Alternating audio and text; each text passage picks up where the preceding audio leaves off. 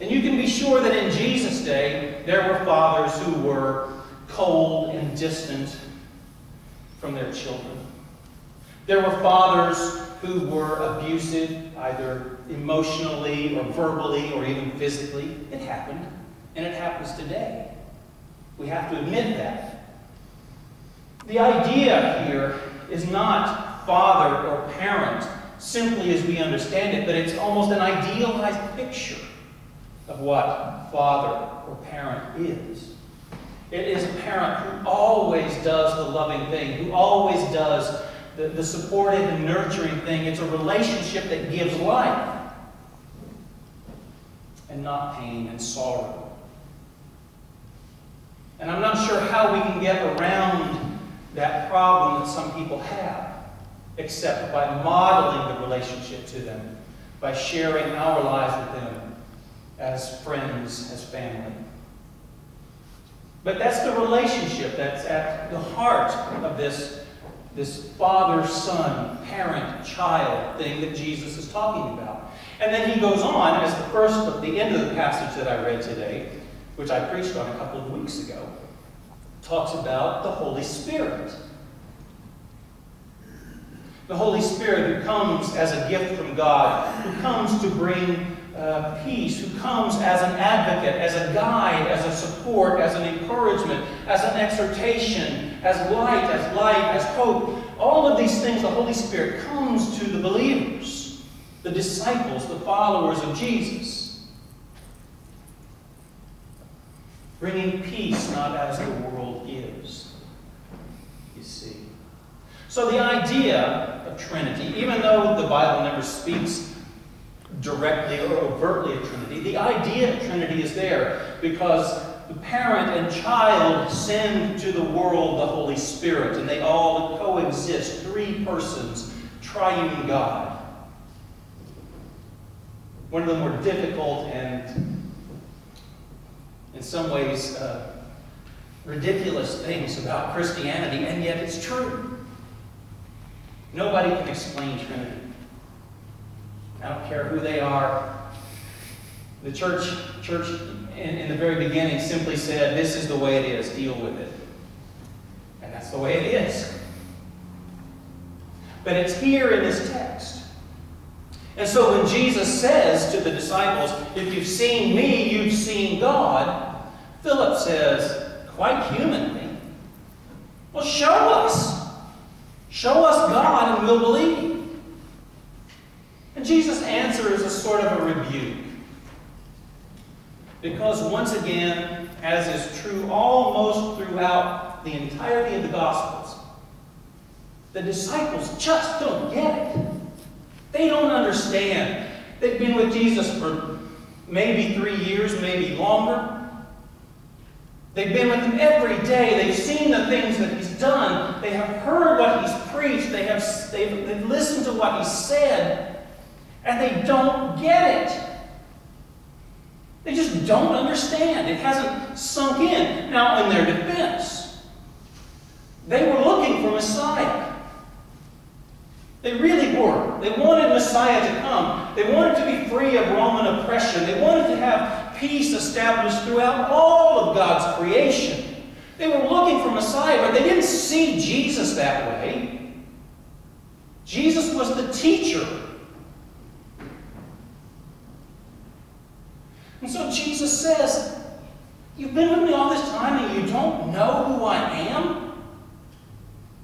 Why do you think I've been doing all this stuff? Why do you think I've been saying all these things? Those are not my actions. Those are not my words. Those are God's deeds. Those are God's words. Don't you believe that God is in me and that I'm in God? And if you don't believe the words, at least believe what you've seen. Believe what your eyes have shown you. Just don't get it. I think it's a case, a very classic case perhaps, of not being able to see the forest for the trees. They saw the actions, they heard the words, but that's all that they saw.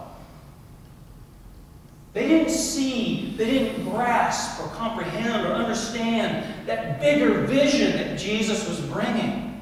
that new way of looking at the world, the new thing that God was doing in him. They didn't get it. And Jesus is, I think he's essentially saying to them, step back. Look at all of this again.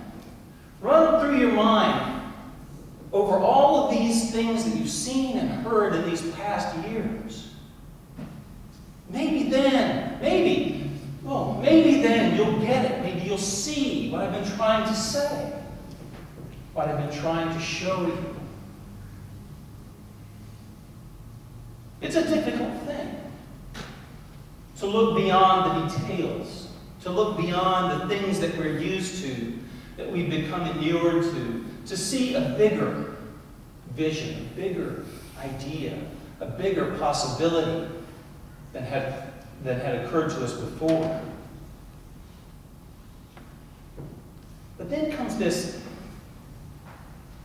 I don't even know how to talk about it. It just is so amazing that Jesus says this. He said, very truly I tell you, the one who believes in me will do everything that I have done. And in fact, will do greater things than I have done. And if you ask anything in my name, I will do it, so that God may be glorified in the Son. If you ask anything in my name, I will do it.